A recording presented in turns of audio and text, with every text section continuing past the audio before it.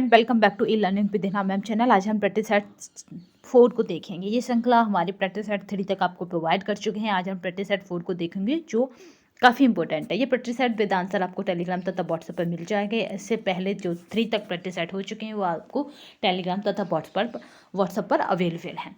तो चलिए स्टार्ट करते हैं आज की श्रृंखला उसी मोटिवेशन कोड के साथ जो आपको ऊर्जावान रखेगी तथा औरों से बेटर तथा अलग करने के लिए आपको प्रेरित करती रहेगी। क्योंकि हारा वही है जो लड़ा नहीं, आप हार नहीं सकते क्योंकि आपने हार मानी नहीं। तो हंस मुस्कुरा रोना कम कर दे, जिंदा है तो जिंदगी की नाक में दम कर दे। चलिए तो स्टार्ट करते हैं आज का सेशन जो काफ़ी इंपॉर्टेंट है। तो यहाँ पे बात करते हैं प्रैक्टिस सेट 4 की।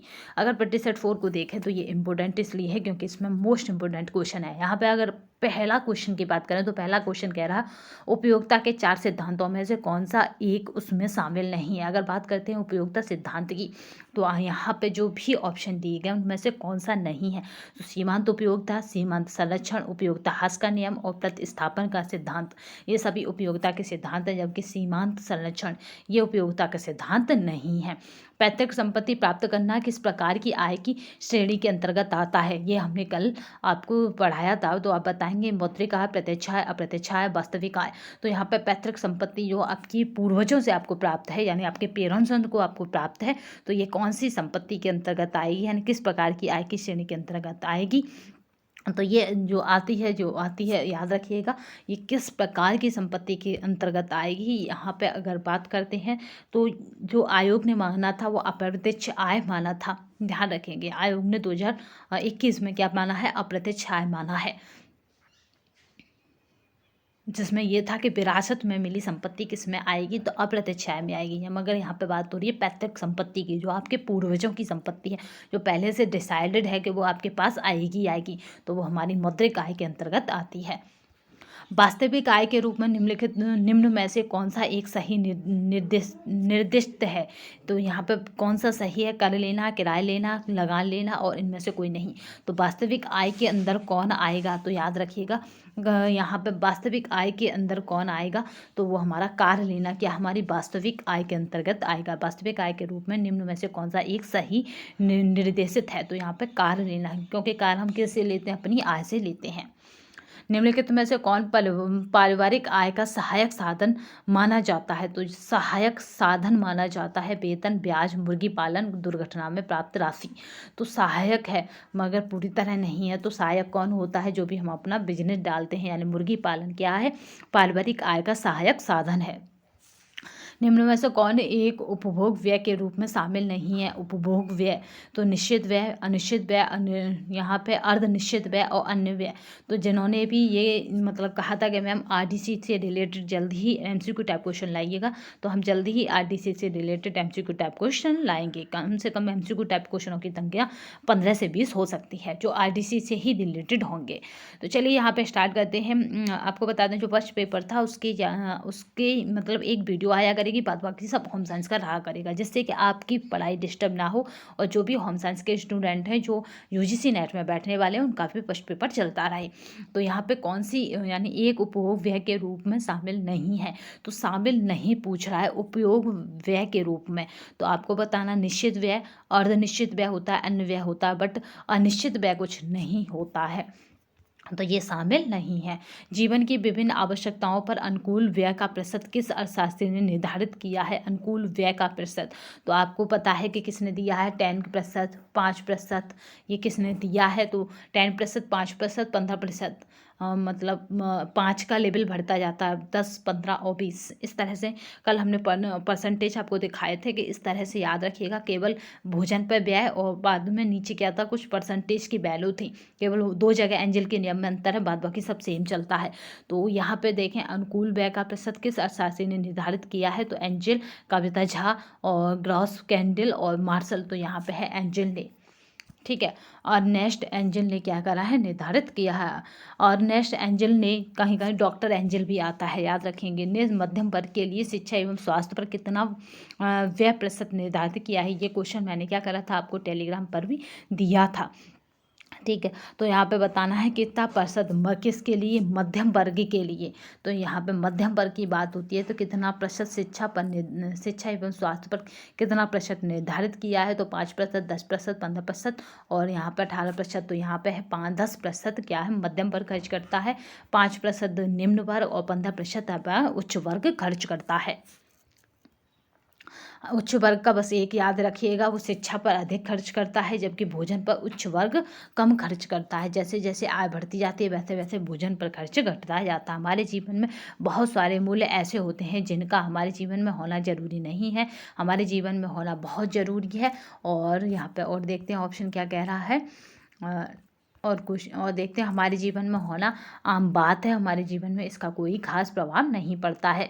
तो हमारे जीवन में क्या है, इनका होना क्या है, हमारे जीवन में होना बहुत ज़रूरी है। क्योंकि मूल्य बिना व्यक्ति क्या हो जाता है, पशु समान हो जाता है, जिसके अंदर वैल्यूज़ ख़त्म हो गई, या ये कहें कि जिसके अंदर की वैल्यूज़ मर गई या मूल्य मर गए, वो व्यक्ति और जानवर उनमें कोई आपस में अंतर, मतलब उनमें कोई अंतर नहीं रहता। ठीक है, केवल शारीरिक बनावट का अंतर रह जाता है, बाद बाकी उनका कोई अंतर नहीं होता। इसलिए ही कहते हैं कि व्यक्ति के मूल्य कभी मरने नहीं चाहिए। चलिए, मूल्य धारण करने की प्रक्रिया के साथ ही व्यक्ति में आ जाता है चुनाव मूल्य, यहाँ पे केंद्र भावना मूल्य, क्रियाशील मूल्य और उपरोक्त सभी। तो 9 का जो राइट आंसर रहेगा वो क्या रहेगा, उपरोक्त सभी रहेगा। जैसे ही आप अपने अंदर मूल्य को धारण कर लेते हैं, क्योंकि मूल्य क्या है, धारण है। जैसे धर्म को धारण किया जाता है, ऐसे ही मूल्यों को भी जो मूल्यों को भी धारण किया जाता है, या मूल्यों को भी इंसान संभाले रखता है। तो ये चुनाव मूल्य भी हो सकता है, केंद्र भावना मूल्य भी हो सकता है, क्रियाशील मूल्य भी हो सकता है। क्योंकि जैसे किसी का मूल्य है कि किसी जीव को परेशान नहीं करना, ये जैन धर्मों में सिखाया जाता है। हर व्यक्ति का मूल्य होता है, वैल्यूज़ होती है। तो ये क्या हो गया, उसका उसी वो ऐसे कार्य करेगा जिससे उसकी क्रिया से कोई भी, मतलब उसकी क्रिया से किसी को भी नुकसान ना हो। चुनाव मूल्य भी वो ऐसे ही धारण करेगा। तो मूल्य ही हमारे ये सभी फैक्टरों को प्रभावित करते हैं। तो यहाँ पर राइट आंसर क्या हो जाएगा, 9 हो जाएगा। निम्नांकित में से कौन मूल्य के कारकों में शामिल नहीं है, संस्था व संगठन के प्रति निष्ठा, विश्वसनीयता एवं ईमानदारी, नए कार्यों को करने की अनिच्छा और संसाधनों का दुरुपयोग न होना करना, संसाधन जो होते हैं उनका दुरुपयोग ना करना। इसमें पूछा है कि निम्नलिखित में से कौन मूल्य के प्रकारों में शामिल नहीं है। तो यहाँ पर शामिल नहीं की बात हो रही है। तो नए कार्यों को करने की अनिच्छा, दुर्घटना या चोट से बचने के लिए जो कार्य किया जाता है वह कहलाता है राहत कार्य, बचाव का, सुरक्षा उपाय एवं बचाव। तो यहाँ पे जो कार्य किया जाता है वो क्या कहलाता है, सुरक्षा उपाय एवं बचाव कहलाता है।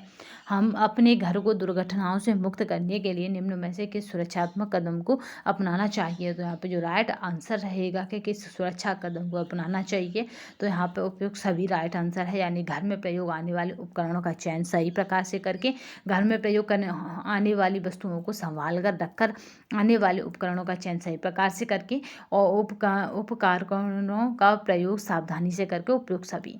तो यहाँ पर राइट आंसर जो रहेगा वो रहेगा उपयुक्त सभी। नेक्स्ट देखते हैं, जीवन में बचत आवश्यक है क्योंकि बचत से सहायता मिलती है। तो यहाँ पे जो बचत से सहायता मिलती है उसको देख लेते हैं। परिवार की आवश्यकताओं को पूरा करने में, आपातकालीन स्थितियों का सामना करने में और जीवन का स्तर ऊंचा रखने में, उपयुक्त सभी कार्यों में। तो यहाँ पे जो राइट आंसर रहेगा वो क्या है, उपयुक्त सभी कार्यों में सहायता मिलती है।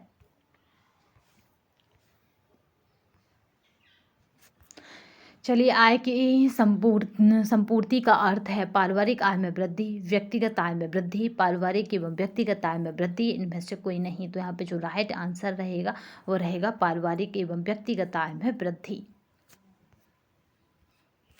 तरह आह दिया जाता है, जो लिक्विड डाइट होती है वो दी जाती है ज्वर के बाद की स्थिति में, बमन व अतिसार के बाद की स्थिति में, ऑपरेशन के बाद की स्थिति में, उपरोक्त सभी स्थितियों में दी जाती है। तो यहाँ पे लिक्विड डाइट दी जाती है, उपरोक्त सभी स्थितियों में दी जाती है। ज्वर के बाद की जब स्थिति होती है तब भी कोई हैवी डाइट नहीं दे सकते, क्योंकि जो आपकी पाचन क्रिया है वो थोड़ी सी धीमी गति से, मतलब धीमी गति से अपना कार्य करती है। अधिक वजन के व्यक्तियों को वजन कम करने के लिए सलाह दी जाती है। भोजन में कैलोरी की मात्रा बढ़ाने की, भोजन में कैलोरी की मात्रा घटाने की, भोजन में कैलोरीज की मात्रा एक समान बनाए रखने की, अधिक से अधिक उपवास करने की। तो ऐसे व्यक्ति जिनका वजन अधिक हो गया उनको कैसी सलाह देंगे, तो भोजन में कैलोरीज की मात्रा घटाने की सलाह दी जाती है, क्योंकि कैलोरीज की मात्रा घटेगी तो यहाँ पे जो आपके अनगिनत बॉडी में फैट जमा हो जाता है, जो फैट होता है ना वो जमा हो जाता है, उसी से मोटापे का रूप धारण कर लेता है, या ये कहें कि मोटापा हो जाता है। तो जब आप लो कैलोरी डाइट लेंगे तो वो जो आपकी जो बॉडी में जमा हुआ फैट है वो एनर्जी का काम करेगा। दैनिक आहार में जल तथा फोक का शामिल किया जाना अनिवार्य है, क्योंकि ये शरीर को व्यवस्थित रखने में सहायता करते हैं। इसमें मल के निष्कासन में आसानी रहती है। गर्भवती महिलाओं को इससे कब्ज की शिकायत नहीं होती है। उपयुक्त सभी कारण हैं। तो यहाँ पे राइट आंसर जो रहेगा वो क्या रहेगा, तो उपयुक्त सभी कारणों से। तो उपयुक्त सभी कारणों से हम क्या करते हैं, अपने दैनिक जीवन में जल तथा क्या करते हैं, यहाँ पे जल तथा फोक क्या सेवन किया जाता है। नेक्स्ट क्वेश्चन देखते हैं। सामान्य वयस्क महिला को प्रतिदिन कितने ग्राम कैलोरी की आवश्यकता होती है। जो वैल्यूज है वो हम क्या करेंगे, आरडी चार्ट 2020 के अकॉर्डिंग कराएंगे। तो याद रखिएगा आज ही या कल में हम क्या करेंगे, आरडीए चार्ट से रिलेटेड क्वेश्चनों को ले आएंगे जो काफ़ी इंपॉर्टेंट है। सामान्य वयस्क महिलाओं को प्रतिदिन कितने ग्राम प्रोटीन की आवश्यकता, तो ये आरडीए चार्ट 2012 वाला था, यानी 2012 वाला जो आरडीए चार्ट था वो फॉलो हो रहा है। यानी 2010 में जो आरडी चार्ट बनाया गया था 10 या 12, यानी इससे पहले का। तो जो 18 का राइट आंसर क्या रहेगा, 50 ग्राम। छोटे बच्चों को अंडे की सफ़ेदी देनी चाहिए, क्योंकि अंडे की सफ़ेदी में पाया जाता है, जब तक आरडीए चार्ट पर ये ना लिखा हो कि कब कौन से आरडीए चार्ट की वैल्यू पूछ रहा है, तब तक आप क्या करेंगे, प्रोटीन की मात्रा को 50 ग्राम ही रखेंगे, क्योंकि इससे ज़्यादा प्रोटीन की मात्रा प्रतिदिन लेना किसके लिए, एक सामान्य वयस्क महिला के लिए उचित नहीं होता। छोटे बच्चे को अंडे की सफ़ेदी नहीं देनी चाहिए, क्योंकि अंडे की सफ़ेदी में पाया जाता है एविडिन, थायमिन, एमिनो अम्ल, केरेटिन। तो यहाँ पे जो राइट आंसर रहेगा उसकी अगर बात करते हैं तो क्या पाया जाता है, तो एविडिन पाया जाता है। बच्चों को अधिक मीठे पदार्थ खाने नहीं देने चाहिए, क्योंकि इससे उनकी पाचन शक्ति निष्क्रिय हो जाती है, इससे उनके दांतों को हानि पहुंच जाती है, इससे मुंह में लार का बनना रुक जाता है, इससे भोजन के प्रति रुचि कम हो जाती है। तो यहाँ पे राइट आंसर जो रहेगा, याद रखेंगे कि बच्चों में, तो यहाँ पे जो राइट आंसर रहेगा, इससे उनके दांतों को हानि पहुँच सकती है। ठीक है, इसीलिए मीठे पदार्थ, चॉकलेट, टॉफ़ी वगैरह अब थोड़ा सा कम कर दिया गया बच्चों के लिए, जिससे कि क्या हो, उनके दांतों को हानि ना पहुँचे। किस समूह के विटामिन एंजाइम के साथ मिलकर पाचन क्रिया को बढ़ाते हैं, यानी ऐसे कौन से विटामिन हैं जो आपकी पाचन क्रिया को बढ़ा देते हैं, vitamin D, vitamin C, vitamin A, vitamin B. तो यहाँ पर बात होती है विटामिन बी की। तो ये पाचन क्रिया को बढ़ाते हैं या पाचन क्रिया को क्रियाशील बनाते हैं। विभिन्न प्रकार की रेखाओं से पैदा किया जा सकता है,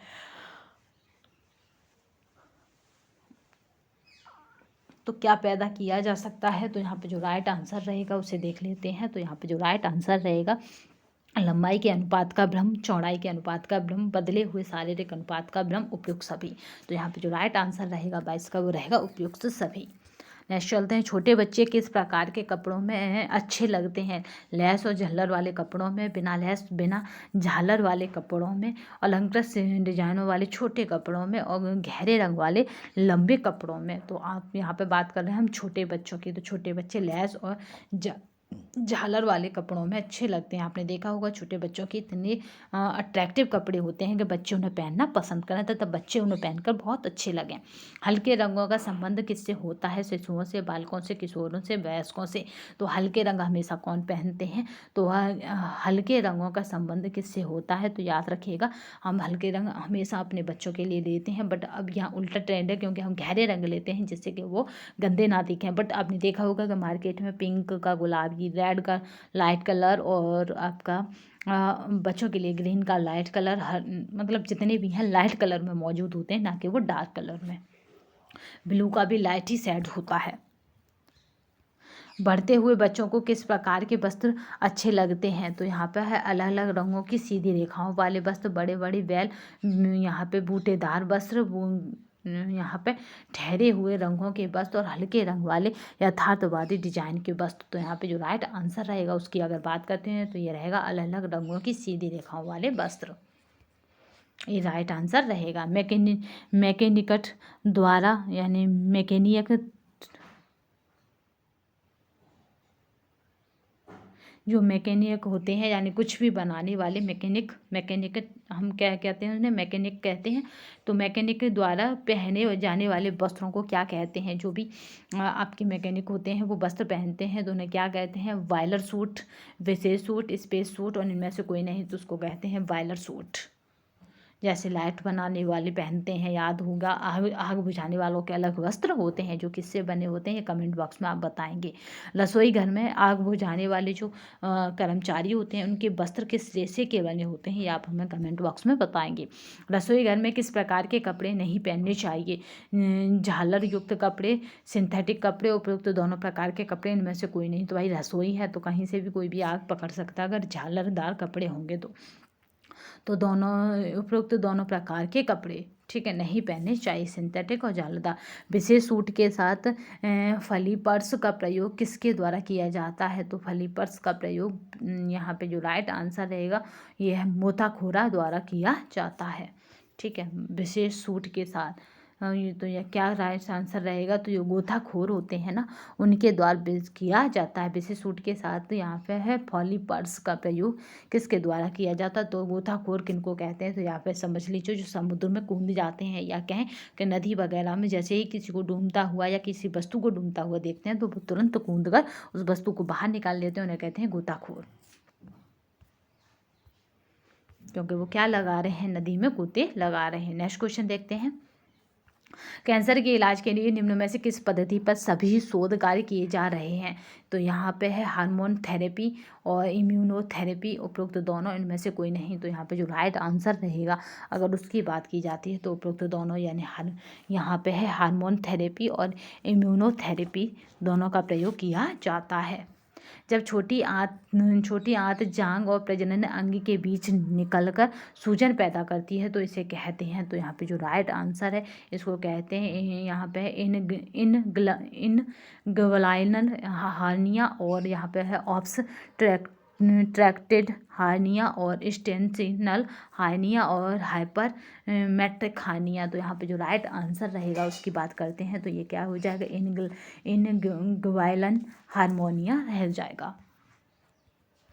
किस जीव वैज्ञानिक ने कृत्रिम हृदय की शुरुआत रोलर पथ के प्रयोग से की थी? तो यहाँ पे जो राइट आंसर रहेगा उसको कहते हैं तो यह है डेनिस के द्वारा। हृदय की पंपिंग क्षमता कम होने का पता लगाया जा सकता है कार्डियोमायोपैथी द्वारा, वेनियल कार्डियोग्राफी द्वारा और इकोकार्डियोग्राफी द्वारा और वाइनाकुलर स्पेक्ट्रोग्राफी द्वारा। तो यहाँ पे 32 के जो राइट आंसर रहेगा वो है इकोकार्डियोग्राफी के द्वारा हृदय की पंपिंग क्षमता कम होने का पता लगाया जाता है। याद रखेंगे हृदय की धड़कन या पंपिंग क्षमता का पता कैसे लगता है? तो याद रखेंगे इकोकार्डियोग्राफी के द्वारा लगता है। निम्न में से किस प्रकार की टीबी संक्रामक होती है? फेफड़े की टीबी, अस्थि टीबी, आंत की टीबी और उपयुक्त सभी। तो यहाँ पे जो राइट आंसर रहेगा कि किस प्रकार की, तो याद रखेंगे फेफड़े की टीबी क्या है यहाँ पे उपयुक्त आंसर रहेगा।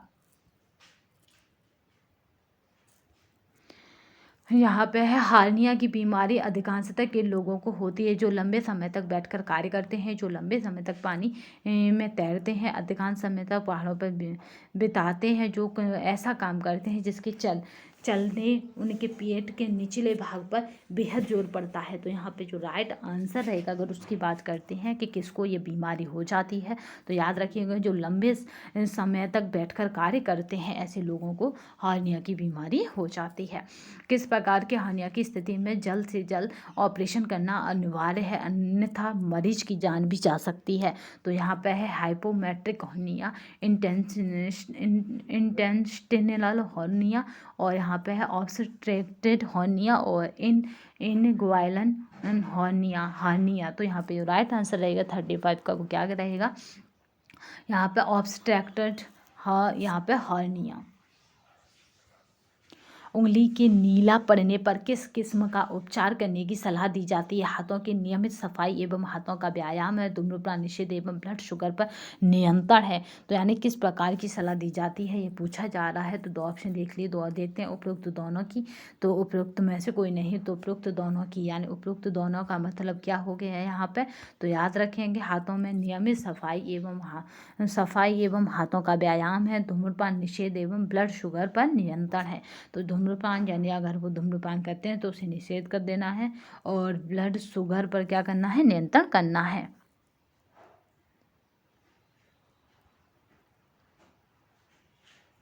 नेक्स्ट क्वेश्चन देखते हैं। यहाँ पर जो PDF आपको हमारे टेलीग्राम तथा व्हाट्सएप पर मिल जाएगी, तो परेशान होने की आवश्यकता नहीं है। तो नेक्स्ट क्वेश्चन देखते हैं। अर्थोस्कोप तकनीक विशेष रूप से कारगर है, तो किस में कारगर है यहाँ पे?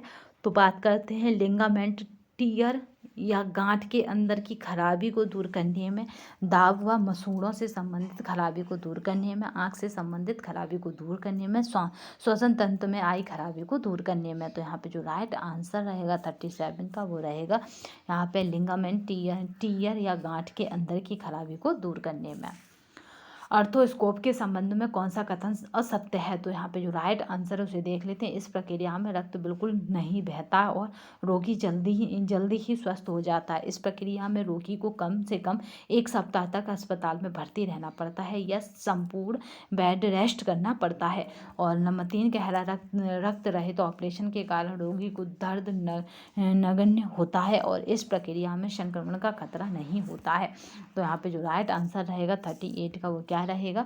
इस प्रक्रिया में रोगी को कम से कम 1 सप्ताह तक अस्पताल में भर्ती रहना पड़ता है या संपूर्ण बेड रेस्ट करना पड़ता है। लू की शिकायत पर शरीर में पानी एवं आवश्यक खनिज लवणों का असंतुलन हो जाता है। निम्न में से कौन आवश्यक खनिज लवणों में शामिल है? तो यहाँ पे सोडियम, पोटेशियम, कैल्शियम, उपयुक्त सभी। तो यहाँ पे जो राइट आंसर रहेगा उसकी अगर बात करते हैं तो यहाँ पे उपयुक्त सभी आवश्यक हैं भाई। सोडियम, कैल्शियम, यहाँ पे पोटेशियम सभी इम्पोर्टेंट। लू से बचाव के लिए क्या उपाय किए जाने चाहिए? शरीर को तुरंत ठंडे पानी से पोंछना चाहिए। यहाँ पे ORS का घोल थोड़े थोड़े अंतराल पर मरीज को पिलाना चाहिए। उपरोक्त दोनों इनमें से कोई नहीं। तो यहाँ पे जो राइट आंसर रहेगा, अगर 40 की बात की जाती है तो वो रहेगा C। यहाँ पे क्या है? शरीर को तुरंत ठंडे पानी से पोंछना चाहिए। ORS का घोल थोड़े समय बाद मरीज को देना चाहिए। संतरा में विटामिन C के अतिरिक्त क्या पाया जाता है? तो संतरा यानी जितने भी लिक्विड फल हैं और खट्टे भी हैं, तो उनमें विटामिन C की मात्रा विटामिन C की प्रचुर मात्रा मौजूद होती है। तो संतरे में की अगर बात की जा रही है तो विटामिन A, यहाँ पे है फॉलिक एसिड, बीटा कैरोटीन, ये सभी क्या है? संतरे के अंदर पाए जाते हैं। इसीलिए संतरा गर्मियों के दिनों में अमृत का काम करता है। ग्रीष्म ऋतु में मिलने वाले मौसमी फल तरबूज में निम्न में से क्या पाया जाता है? तो यहाँ पे गर्मियों में कौन मिलता है? तरबूज मिलता है, जिसका कलर रेड होता है। उसमें क्या पाया जाता है? विटामिन A, कैल्शियम व फास्फोरस, आयरन व गंधक और उपयुक्त सभी पाया जाता है। तभी तो हम गर्मियों में क्या करते हैं? तरबूज को लेते हैं।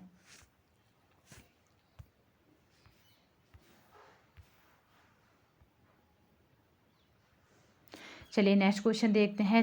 यहाँ पे है सेकेंडरी हाइपरटेंशन का कारण है गुर्दे की बीमारी, वैस्कुलर डिसीज, उपयुक्त दोनों इनमें से कोई नहीं। तो यहाँ पे जो राइट आंसर रहेगा वो क्या रहेगा? तो उपयुक्त दोनों है। ठीक है, गुर्दे की बीमारी और वैस्कुलर यहाँ पे है डिजीज है।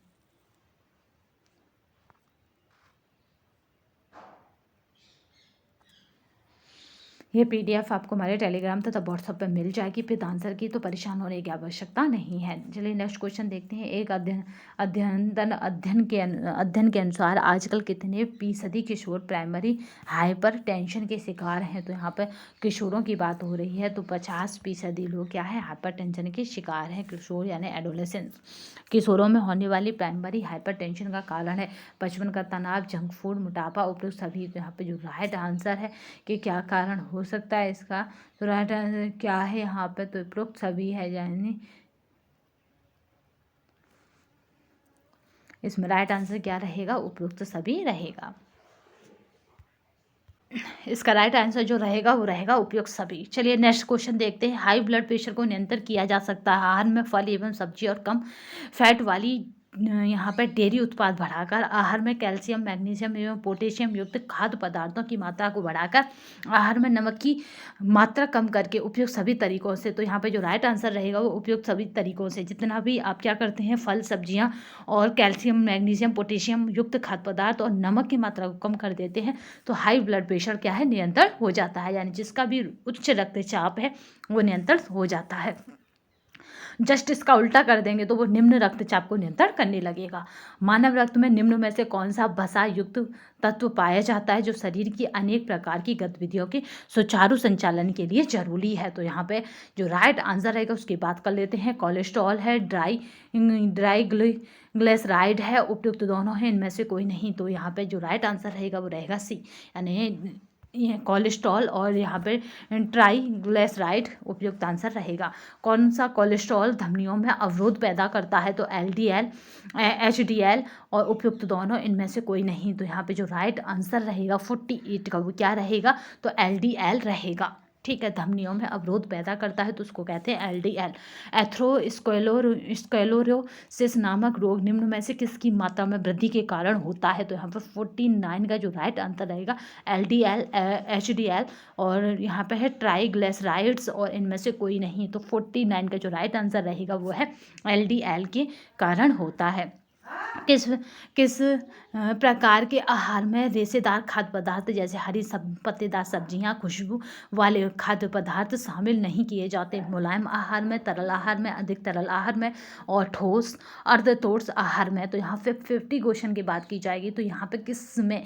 तो पत्तेदार सब्जियां और खुशबू वाले खाद्य पदार्थ शामिल नहीं किए जाते। तो यहाँ पे कौन सा ऐसा यहाँ पे पहले हम बात कर लेते हैं खाद्य पदार्थों की कि किस तरह के हैं। मुलायम खाद्य पदार्थ कैसे होते हैं? जिनको बिना दांत यानी तीत वाले लोग भी खा लेते हैं, जैसे छोटा बच्चा 6-8 महीने तक का भी खा ले, जैसे उबला हुआ आलू, मसा हुआ, ठीक है, उबले में भी मसा हुआ। तरल पदार्थ कैसा होता है? जितने भी जूस हैं वो सभी लिक्विड डाइट के अंतर्गत आ जाते हैं। अर्ध तरल पदार्थ कैसा होता है? जो सेमी लिक्विड डाइट के अंतर्गत आ जाता है, जैसे आपका हो जाएगा खिचड़ी और आपका ये मुलायम मतलब आधा तरल, मतलब उसमें कैसी डाइट होती है कि कैसा होगा, जैसे आपने रसीली सब्जी बनाते हैं घर में उस टाइप का कुछ वो खाद्य पदार्थ होता है।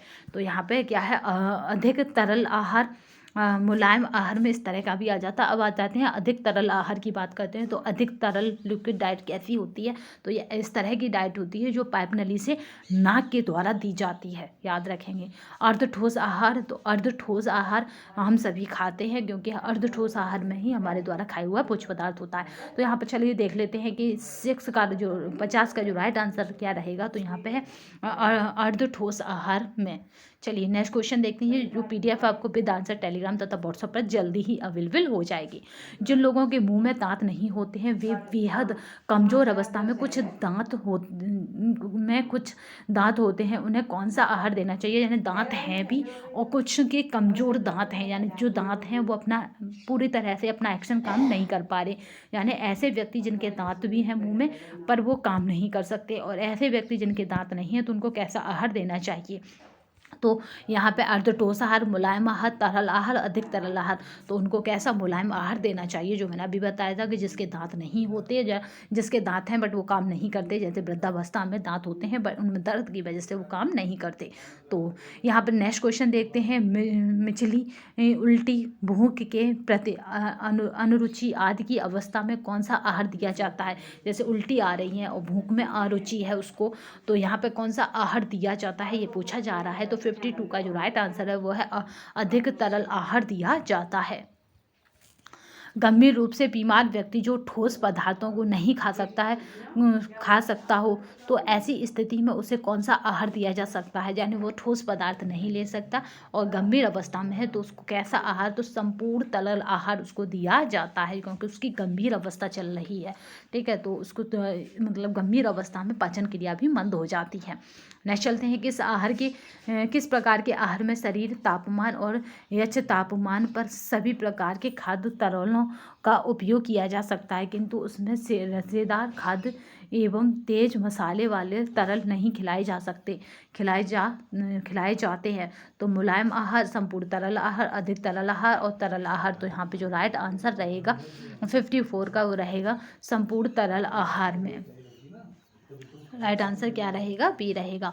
अधिक तरल आहार रोगी को साधारणतः कितने दिनों तक दिया जा सकता है? एक से 2 दिनों तक, 2 से 4 दिनों तक, 3 से 5 दिनों तक, अधिकतम 7 दिनों तक। तो यहाँ पे जो राइट आंसर रहेगा वो क्या है? 1 से 2 दिनों तक दिया जा सकता है। कृत्रिम रूप से अर्थात नलियों के माध्यम से किस प्रकार के मरीजे के शरीर में आहार पहुंचाया जाता है? अभी मैंने बताया था नलियों के थ्रू, यानी उसको कहते हैं कृत्रिम डाइट।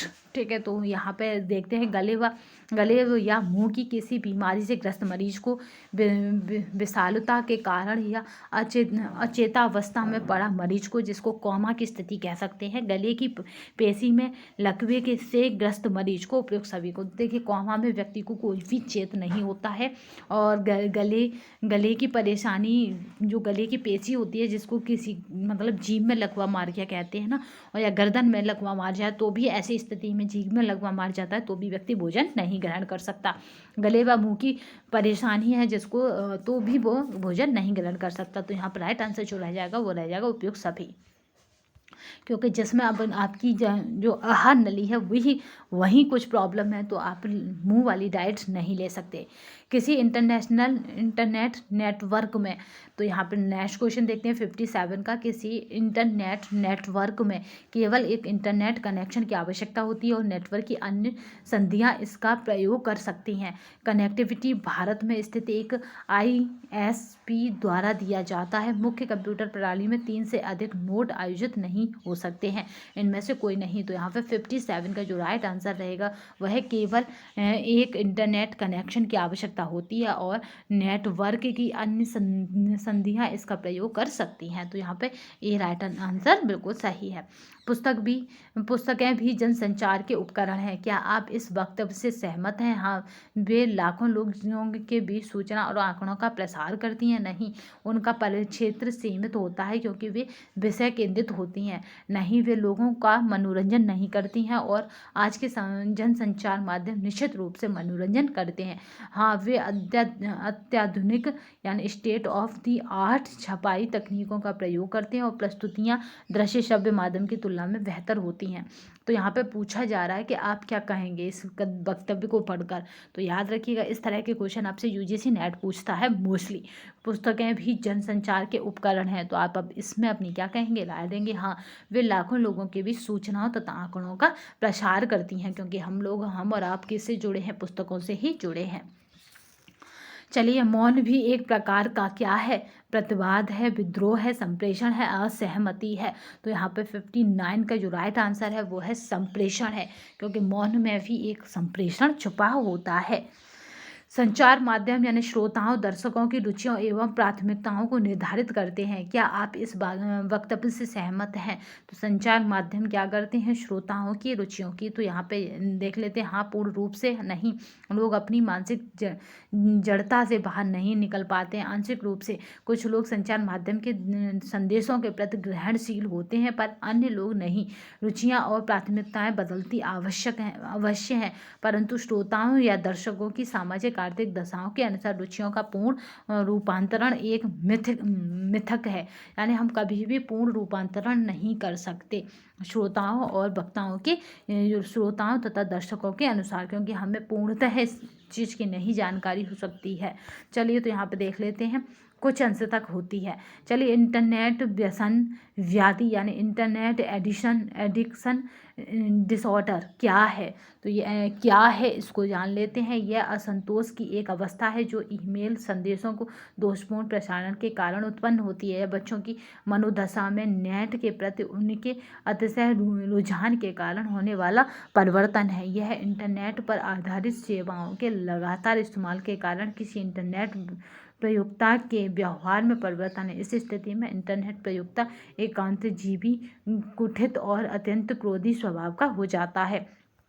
तो यहाँ पे जो राइट आंसर रहेगा उसकी अगर बात कर लेते हैं तो ये राइट आंसर आपका सी हो जाएगा। चलिए नेक्स्ट देखते हैं, जंग मेल क्या है? तो जंग मेल की अगर बात की जाए, जंक मेल क्या है? तो डाक सेवाओं के संदर्भ में यह बिक्री पात्रों और मेल करने वालों की संप्राप्ति यानी रिसिप्ट को इंगित करता है। इंटरनेट संबंधी गतिविधियों के संदर्भ में यह किसी ईमेल बॉक्स में अश्लील और सामाजिक दृष्टि से अन्य अप्रासंगिक संदेशों की संप्राप्ति को दर्शाता है। टेलीविज़न देखने के संदर्भ में यह किसी भी जे प्राप्त फ़ोन कॉल्स है। रेडियो प्रसारण के संदर्भ में किसी रेडियो जॉकी द्वारा प्राप्त फ़ोन कॉल्स है। तो यहाँ पे पूछा जा रहा है, जो राइट आंसर है वो क्या है? जंक मेल क्या है? तो जंक मेल बहुत मोस्ट पॉपुलर क्वेश्चन है, तो याद रखेंगे ये क्या है? रेडियो प्रसारण के संदर्भ में या किसी रेडियो जॉकी द्वारा प्राप्त फ़ोन कॉल्स है। तो यहाँ पे राइट आंसर क्या रहेगा? डी रहेगा। 62 का यहाँ पे 62 का राइट आंसर जो रहेगा उसको देखते हैं कि क्या रहेगा। तो यहाँ पे बात करते हैं 62 के राइट आंसर की। तो यहाँ पे 62 का राइट आंसर जो रहेगा उसको देखते हैं। सॉरी, यहाँ पे देखिए जंक मेल क्या है? तो ये इंटरनेट संबंधी गतिविधियों के संदर्भ में यह किसी ईमेल बॉक्स में अश्लील और सामाजिक दृष्टि से अन्य अप्रासंगिक संदेशों की संप्राप्ति को दर्शाता है। तो यहाँ पे जंक मेल पूछा जा रहा है, तो मेल का मतलब होता है ईमेल। ठीक है, तो यहाँ पे राइट आंसर क्या हो जाएगा? वी हो जाएगा, डी ना होगा, क्योंकि डी क्या है? रेडियो से जुड़ा है, तो इसलिए ये भी नहीं होगा, ये भी नहीं होगा क्योंकि ये टेलीविज़न से जुड़ा है, और ये भी नहीं होगा क्योंकि ये डाकघर से जुड़ा है। बट कौन सा होगा? जो इंटरनेट से जुड़ा हो, क्योंकि मेल कहाँ से हमें प्राप्त होती है? इंटरनेट के थ्रू। दिल्ली के एयरटेल का स्पेक्ट्रम विड्थ क्या है? तो यहाँ पे बात करते हैं 9.8 मेगाहर्ट्ज़, 10.0 मेगाहर्ट्ज़ और यहाँ पे 17.1 मेगाहर्ट्ज़ और 6.2 मेगाहर्ट्ज़। तो यहाँ पे जो राइट आंसर रहेगा 63 का वो क्या रहेगा? तो यहाँ पे 10.0 मेगाहर्ट्ज़ है। निम्नलिखित वर्गीकरण के कार्य में कौन गलत है? तो यहाँ पे बात कर लेते हैं कौन गलत है। तो यहाँ पे संकलित यहाँ पे समकों को सरल और संक्षिप्त करना, समकों की समानता और समानता को स्पष्ट करना, तुलना में सहायक नहीं होना तथा पारस्परिक संबंध नहीं स्पष्ट करना, तर्कपूर्ण व्यवस्था करना और सारणियन का आधार प्रस्तुत करना। तो यहाँ पे पूछा जा रहा है कि कौन गलत है। बाद बाकी ये सब तीनों सही हैं, तो इनमें से एक गलत होगा। तो यहाँ पे एक गलत कौन सा है? तो वो तुलना में सहायक नहीं होना और परस्पर संबंध नहीं स्पष्ट करना, ये गलत है स्टेटमेंट। ठीक है, और बाद बाकी सब सही है। आदर्श वर्गीकरण के आवश्यक तत्व या नियम इनमें से कौन से सही है? तो आदर्श की बात करें तो असंदिग्धता और स्पष्टता है, विशालता और स्थिरता है। और यहाँ पर नेक्स्ट देखते हैं, यहाँ पे लोचशीलता एवं गणितीय शुद्धता है, उनमें से सभी सही हैं। तो यहाँ पे जो राइट आंसर रहेगा 65 का, तो यहाँ पे राइट आंसर है इनमें से सभी सही हैं। नेक्स्ट चलते हैं, नेक्स्ट क्वेश्चन देखते हैं। वर्गीकरण की कौन कौन रीतियाँ सही नहीं हैं? तो यहाँ पे वर्गीकरण की कौन सी रीतियाँ सही नहीं है? गुणात्मक वर्गीकरण, संख्यात्मक वर्गीकरण, असरल वर्गीकरण, इनमें से कोई नहीं। तो 66 का जो राइट आंसर है वो है असरल वर्गीकरण। ये रीतियाँ सही नहीं है, बाद बाकी सब सही हैं। संख्यात्मक तत्वों को सुविधा अनुसार विभिन्न वर्गों में विभाजित करने की क्रिया कहलाती है संख्यात्मक वर्गीकरण, सरल वर्गीकरण, गुणात्मक वर्गीकरण, इनमें से कोई नहीं। तो यहाँ पे 67 के राइट आंसर की बात की जाएगी तो ये रहेगा संख्यात्मक वर्गीकरण। संख्यात्मक वर्गीकरण मूल्यों की आवृत्ति वितरण के रूप में निम्नलिखित में से किस प्रकार से बनता है? तो संख्यात्मक वर्गीकरण की बात की जा रही तो ये अपवर्जी रीति से और समावेशी रीति दोनों से बनता है। याद रखेंगे, ये मोस्ट इम्पोर्टेंट है, ये दोनों से ही बनता है। वैसा विज्ञान जिसका संबंध संख्यात्मक आंकड़ों की संग्रह, उनके प्रस्तुतिकरण और उनसे निष्कर्ष निकालने की प्रक्रिया से है, जो वैज्ञानिक अनुसंधान के प्रत्येक क्षेत्र में उपयोगी सिद्ध हुआ है, कहलाता है। तो यहाँ पर जो राइट आंसर रहेगा 69 का वो क्या है? तो गणित, सांख्यिकी, भौतिकी और खगोल विज्ञान। तो ये सांख्यिकी कहलाता है। सांख्यिकी की वैसी विधि जिसके माध्यम से प्राप्तांकों को क्रमबद्ध रूप से सजाया जाता है उसे कहते हैं। तो यहाँ पे उसे क्या कहेंगे? निरीक्षण वितरण, सांख्यिकी वितरण, आवृत्ति वितरण, इनमें से कोई नहीं। तो यहाँ पे जो राइट आंसर रहेगा वो क्या रहेगा? आवृत्ति वितरण रहेगा। मध्य को केंद्रीय प्रवृत्ति की माप इसलिए कहा जाता है क्योंकि व्यक्तिगत चर मूल्यों के अधिकांश रूप में उसके आसपास जमा होता है। यह कथन किसका है? तो यहाँ पे जो राइट आंसर रहेगा कि यह कथन किसका है, तो स्पेंसर, कोलंग एवं स्मिथ का है। और यहाँ पे है हेलहंस का है, और बाद का है, यंग का है। तो यहाँ पे जो राइट आंसर है उसकी अगर बात की जाती है इस पर, यहाँ पे इस पर कोलंग और स्मिथ का है। मध्यमान किसी भी वितरण का समतोलन केंद्र है। यह कथन, यह युक्ति किसकी है या ये कथन किसका है? तो ये कथन किसने कहा है? तो स्मिथ ने, हलसन्स, यहाँ पे हलनस ने, और मिल्स ने, और यंग ने। तो मिल्स ने ये कहा है। याद रखेंगे, समतोलन केंद्र है मध्यमान, समतोलन केंद्र मिल्स। इस तरह 3 बॉन्ड से आप इसे याद रखेंगे। पहला बॉन्ड मध्यमान, दूसरा बॉन्ड समतोलन केंद्र, और तीसरा बॉन्ड जो बनेगा वो क्या बनेगा? वो बनेगा मिल्स। मध्यमान के लिए कौन सा सूत्र सही है? तो यहाँ पे जो राइट आंसर है उसे देख लेते हैं। मध्यमान सिग्मा एफ एक्स बटे एन, और दूसरा ऑप्शन कह रहा है कि क्या है ये? मध्यमान एफ एक्स बटे एन है, मध्यमान एफ एक्स बटे एन है, और इनमें से कोई नहीं। तो मध्यमान के लिए कौन सा सूत्र सही है? यानी आपके मीन के लिए, मध्यमान मतलब मीन, ठीक है, मीन के लिए कौन सा है? तो सिग्मा एफ एक्स बटे एन क्या है? हम इसके लिए सूत्र सही होता है। सिग्मा एफ एक्स का मतलब होता है टोटलों का जोड़। जैसे कोई संख्या 10 में है तो 10 संख्याओं में टोटल वो कितनी है, जैसे 2 4 इन सबको जोड़ते जाएंगे। इस तरह से समझिए सिग्मा एफ एक्स बटे एन को, सिग्मा एफ एक्स बटे एन। तो यहाँ पे देखिए सिग्मा एफ एक्स बटे एन को, जैसे 1 हुआ, 2 हुआ, 4 हुआ, 5 कर लिया है। चलिए, और यहाँ पे और कर लेते हैं 5 के बाद यहाँ पे क्या हो जाएगा? यहाँ पे कर लीजिए, ये वैल्यू कितनी होगी? 5 और 3 8, और 2 कर लेते हैं। तो यहाँ पे कितना हो गया? 2 को भी हम यहाँ रख देंगे। तो यहाँ पे इस तरह से इसे करेंगे कि 1 2 2 और 5। तो 2 और 2 5 यानी 10। 10 क्या है इसका? Sigma F x. 10 क्या है? Sigma F x. और बटे एन का मतलब होता है 1 2 3 4। ये संख्या कितनी है? 4।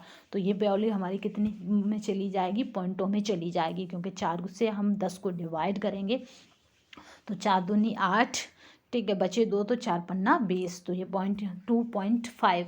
और कभी कभी हमें ये भी डिवाइड नहीं करना, अगर हम थोड़ा सा भी सीख जाते हैं कि मीन हमारा कहाँ होगा, यानी मध्यमान हमारा हमेशा बीच में होता है। तो ये संख्या 2 हो गई, ये संख्या भी 2 हो गई, ठीक है। और ये क्या कह रहा है? 2.5, यानी 2 संख्या के बीच में, यानी हमारी जो तीसरी और दूसरी संख्या उसके बीच में हमारा मीन मौजूद है। तो तीसरी और दूसरी संख्या हमारी 2 2 है। तो 2 और 2 4 हो जाता है। तो 4 को हम क्या करेंगे? 2 से डिवाइड कर देंगे, तो 2 2 दूना 4। तो हमारी जो संख्या बनेगी वो 2 बन जाएगी, ठीक है। अगर हमें संख्या निकालनी है कौन सी रहेगी, तो वो हमारी 2 बन जाएगी।